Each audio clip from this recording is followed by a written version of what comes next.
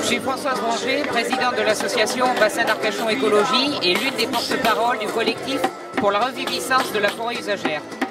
Je suis là parce qu'on a urgence à préserver cette forêt et la première chose à faire après qu'elle ait été blessée par le feu en partie, c'est de la protéger de tous ceux qui voudraient l'artificialiser, surintervenir, venir avec des engins lourds, tasser les sols, massacrer les arbres survivants et empêcher la repousse naturelle que l'on constate partout.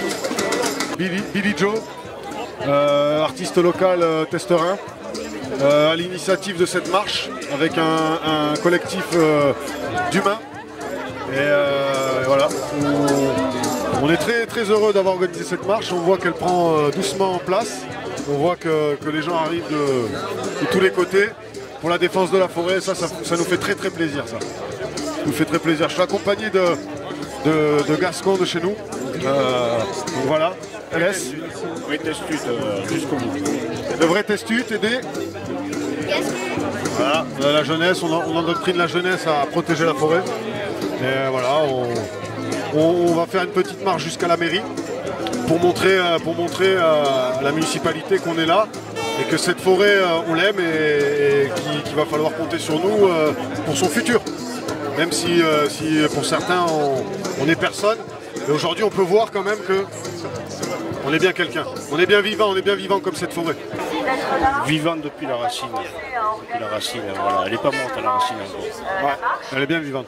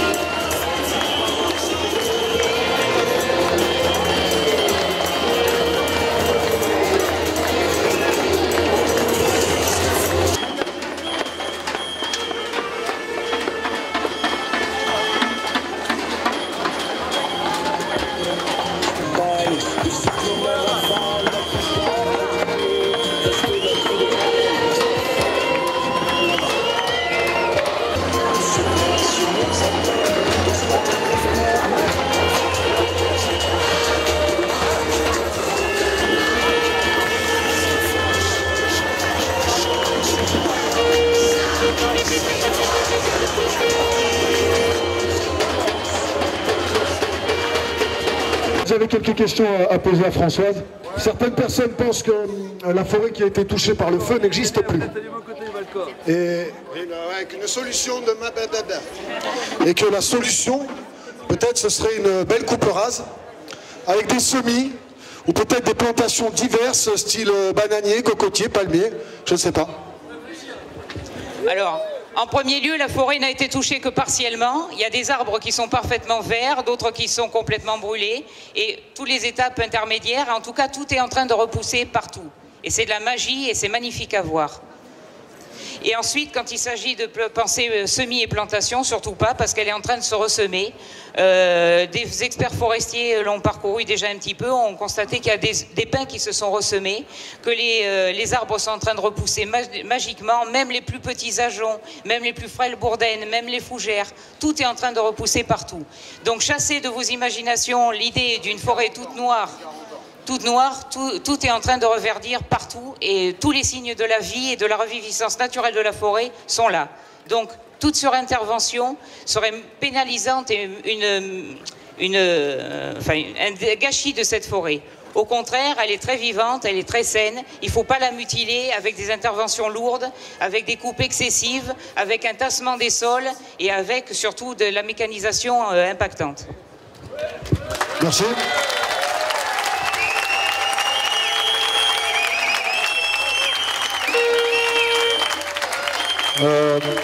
Super. Tu parlais d'expertise. On pense qu'il va y avoir une délégation d'experts qui vont venir pour faire des expertises dans cette forêt. Tu penses que c'est une bonne chose, toi ? Bien sûr qu'il faut des expertises, seulement les expertises, pour que ce soit de la science et de la vraie science, il faut qu'il y ait plusieurs avis qui soient émis et pas que le cahier des charges de l'expertise soit fait au service de l'industrie forêt-bois.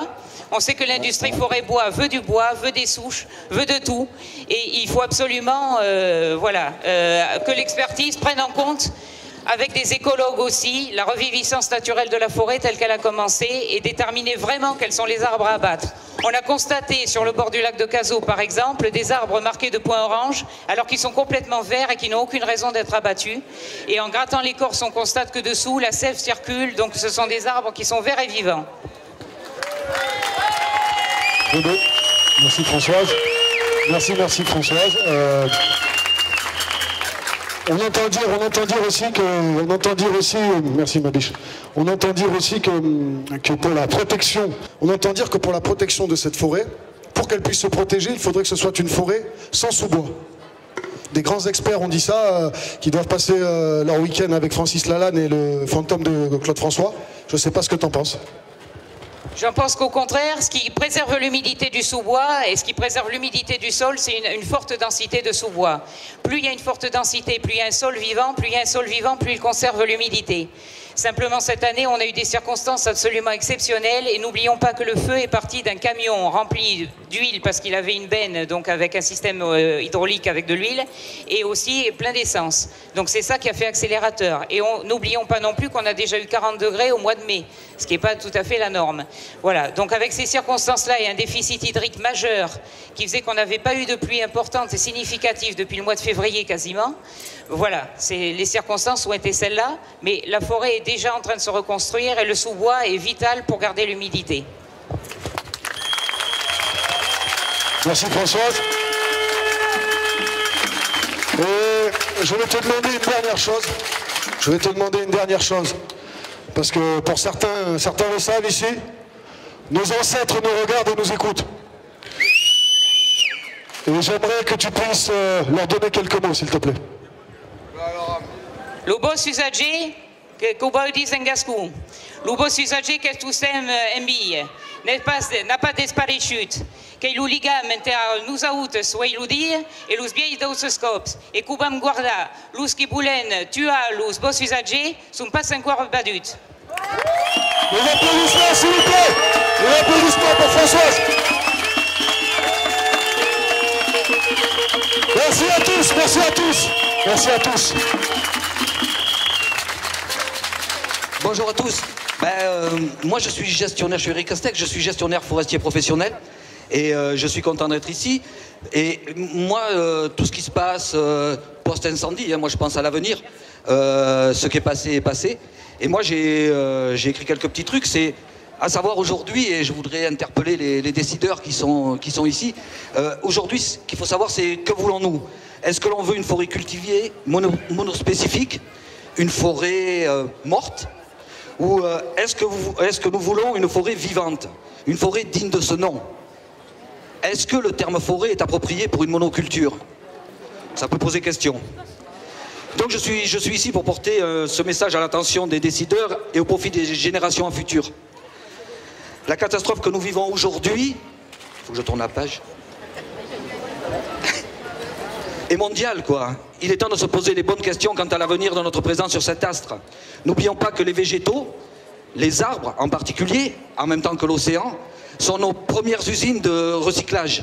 Elles attrapent le dioxyde de carbone pour fabriquer de l'oxygène qui nous permet d'être là sur Terre. C'est quand même pas mal. Et ça, depuis la nuit des temps, ça a été créé. Donc moi, ce que je voulais juste dire, qu'il y a des alternatives à la forêt cultivée, monospécifique. Mon travail, c'est ça, c'est faire des forêts mélangées à couvert continu. Pas de coupe rase, faire rentrer de la lumière dans la forêt pour régénérer et faire émerger la régénération naturelle, qu'elle soit de pins maritimes, qu'elle soit de chênes, de châtaigniers, de toutes les plantes et tous les adventices, vous parliez d'adventices tout à l'heure, qui sont bénéfiques à notre sol. On sait qu'aujourd'hui, un sol mort, un sol à nu, c'est un sol mort. Donc voilà, messieurs les décideurs, je vous demande de ne pas mettre tous vos œufs dans le même panier, hein. Mais ça, c'est un adage des banquiers, il me semble. Hein. Et ne pas fermer les portes aux initiatives et aux pratiques sylvicoles qui favorisent le vivant, sans pour cela oublier la production forestière, puisque nous y sommes, quoi. La forêt usagère, ses spécificités, était une forêt proche du climax. Un havre de biodiversité entre deux déserts. La forêt de protection d'un côté, sur la dune, et la forêt de production sur l'autre. Elle avait son intérêt, elle fabriquait de l'eau, elle favorisait la pluie, tout ça pour le bien-être de tous les habitants de ce territoire. Oxygène inclus, bien sûr, quoi. Donc voilà, essayons de faire les bons choix quant à sa reconstitution. Et une dernière parole que moi je me pose, en tout cas qui m'interpelle, quelle drôle d'époque que l'Anthropocène. Merci.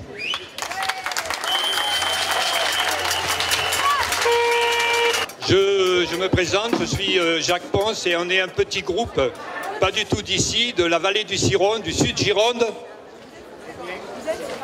Jacques Ponce, donc avec un petit groupe militant du sud Gironde qui sommes venus vous soutenir parce qu'on a...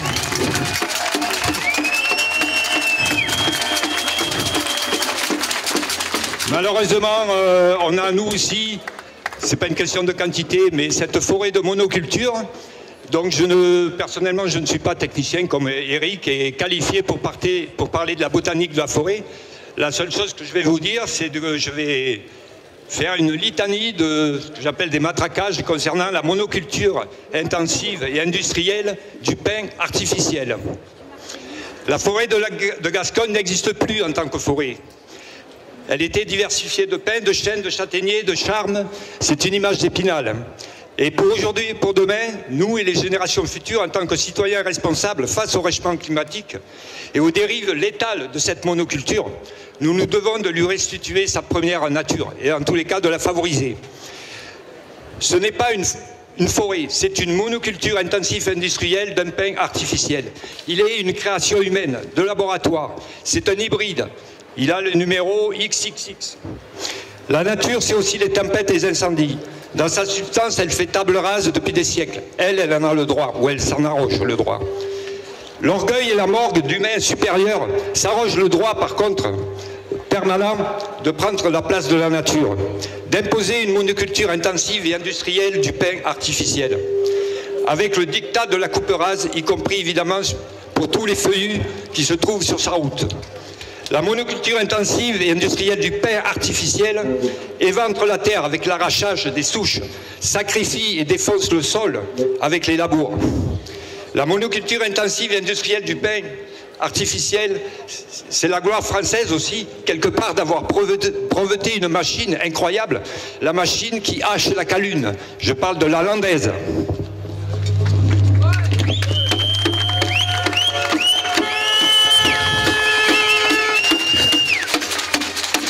pour assaisonner le tout sur ces lieux-là qui massacrent, ils y pissent des pesticides et ils y chient des granulés d'engrais.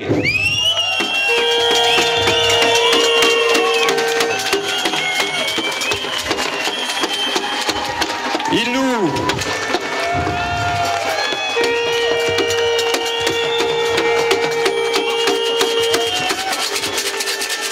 Sur la dizaine de sites du net qui concernent toute la filière bois, je ne vais pas les citer, ils nous enfument avec la biodiversité et le développement durable. Il n'en est rien, ça aussi, ça n'existe pas.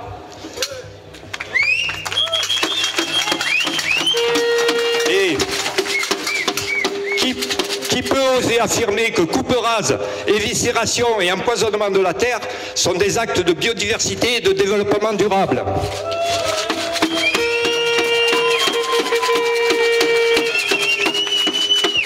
Aujourd'hui, le pain de 20 ans est abattu le lundi. C'est une palette le mercredi. Et le vendredi, il finit dans la benne à ordures à l'arrière de la grande surface. En 20 ans.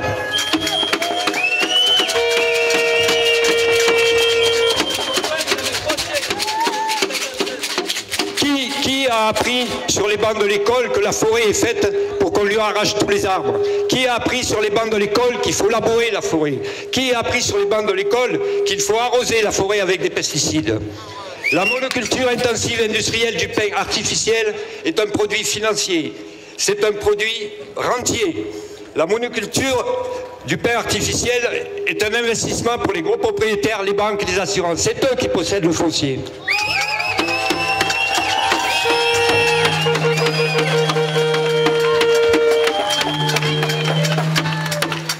Et cette monoculture industrielle du pain est anti-nature, elle est contre nature. Donc aujourd'hui, il y a une chose, c'est le devoir de précaution qui est inscrit dans la Constitution française. Et la mise en danger de la vie d'autrui sont en totale adéquation pour justement une éradication de la monoculture intensive et industrielle du pain maritime.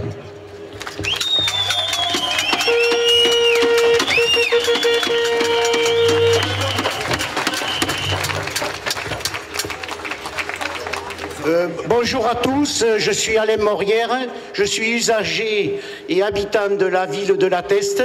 J'ai deux mots à vous dire. Cette forêt usagère, c'est la seule en France. C'est la seule, c'est les anciens qui nous l'ont léguée. Hein? Et il faut le dire,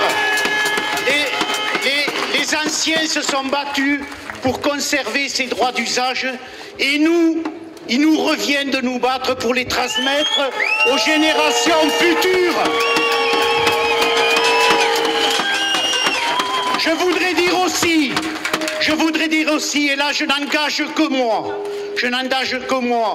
du bois a été sorti illégalement de la forêt usagère.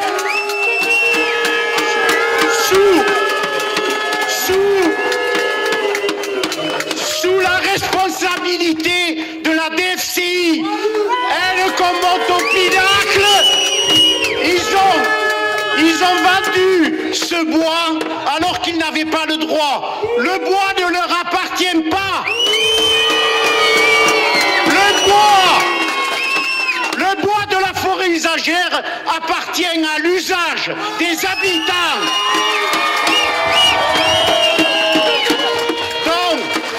Moi, ce que je vous demande, c'est de rester mobilisés, de regarder vos boîtes mail, de regarder l'actualité, les journaux, les articles. On doit être tous solidaires pour défendre la seule, l'unique forêt usagère de France.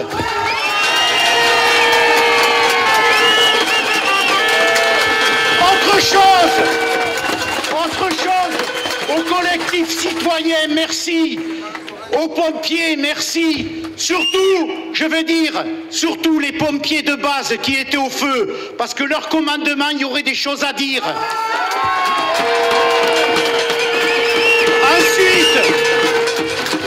Ensuite, ce que je voudrais dire, dimanche prochain, vous voyez, c'est bientôt, à l'initiative de la DUFU, au pôle forestier, la seule scierie associative de France. Je vous le dis, les amis, nous organisons une petite fête, il y aura des débats, chacun pourra s'exprimer. La parole sera libre pour l'avenir de notre forêt usagère. Venez nous rencontrer, vous serez les bienvenus.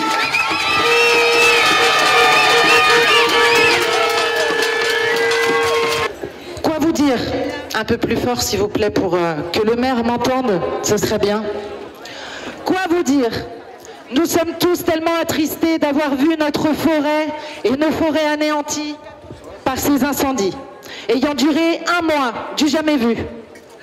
Nous avons une pensée infinie également pour tous ces animaux qui ont perdu la vie, ou morts, brûlés, déshydratés ou affamés.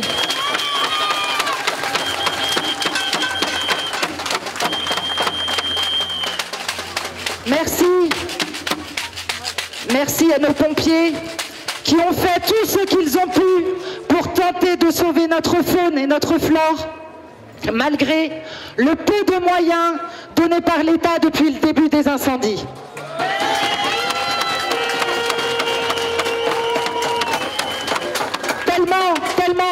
Tellement de choses à dire à ce sujet, mais ce n'est pas le moment de ce débat.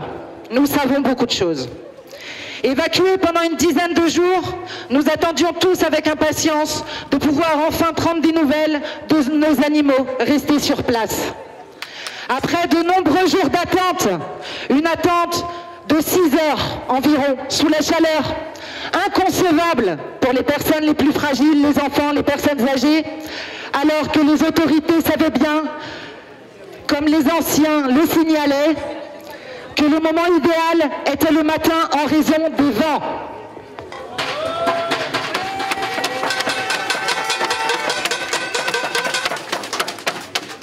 Nous étions heureux de pouvoir aller enfin voir nos animaux en espérant qu'ils soient toujours en vie. Nous avons eu 15 minutes, oui, 15 minutes, pour les récupérer ou les nourrir. Pour ma part, comme beaucoup, dans la précipitation afin de pouvoir gérer au mieux la situation. Nous avons tous fait ce que nous pouvions, prendre des décisions capitales sans avoir le temps de réfléchir. Les emmener ou les laisser, alors que l'indice de particules IQR nous disait que l'air était dangereux et toxique, pourtant supprimé par la suite. Petite parenthèse.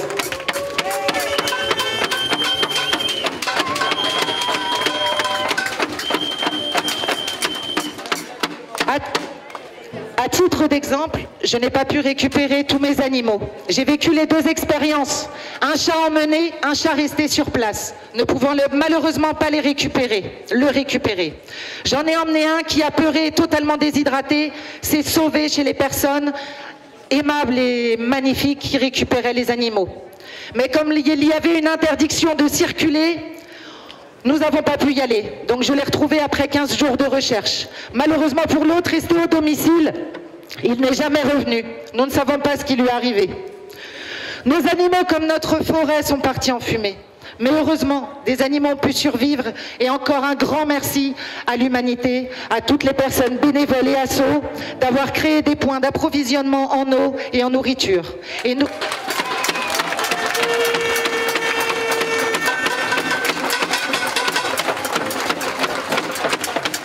N'oublions pas que ces chants d'oiseaux reviennent peu à peu et que la nature, comme il a été dit précédemment, se régénère. Laissons-lui le temps.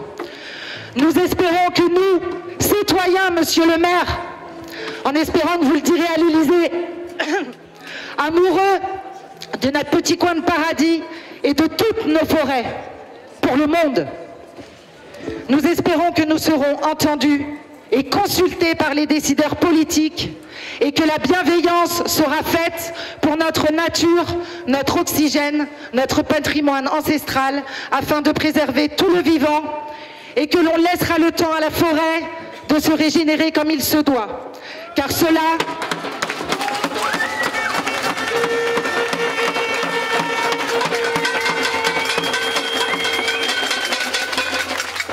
Car malheureusement, depuis un mois, nous voyons de nombreux arbres sains emmenés tous les jours. Et la preuve, c'est qu'ils partent souvent en imprimerie en imprimerie, il ne prendrait pas du bois qui n'est pas sain. Il nous semble enfin, et j'en finirai là, extrêmement important de vous dire à tous ici présents que nous sommes tous là en tant que citoyens et humains, libres, sans conflit d'intérêts, unis pour avoir créé cette marche citoyenne sans aucun parti politique, ni quelconque étiquette.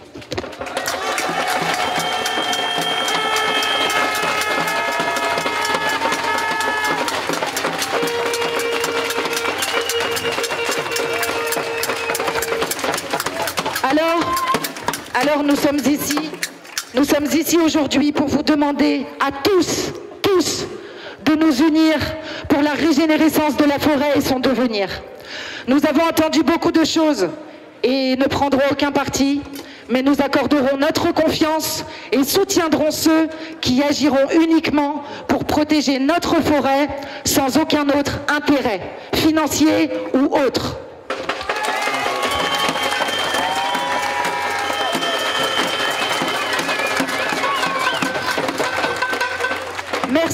Merci à tous ceux qui décideront de se joindre à nous et de s'investir solidairement pour notre faune, notre flore et notre biodiversité, afin de parer aux projets financiers malsains souhaités déjà depuis des années. Nous sommes là et serons toujours là pour cette cause qui nous rassemble tous. Alors, pour ceux qui le souhaiteraient, nous pensons que nous pouvons faire 1 minute de silence pour notre faune, notre flore, en espérant que les décisions prises seront justes. Cela en vaut la peine pour l'humanité tout entière, l'avenir de nos enfants qui en dépend. Notre faune, notre oxygène, l'émotion. Notre forêt, notre oxygène, on t'aime! Bonjour à tous. Donc là, je suis la correspondante de Adret-Morvan et de toutes les associations citoyennes du Morvan qui, comme vous, comme nous, luttent pour préserver une forêt naturelle et biodiversifiée. Parce que dans le Morvan, comme dans le Limousin, on détruit les forêts de feuillus pour planter du Douglas, avec les mêmes problématiques que le pin maritime ou le pin... Voilà. Donc c'est tout ce que j'ai à vous dire. Il faudrait qu'on soit tous solidaires sur la France entière.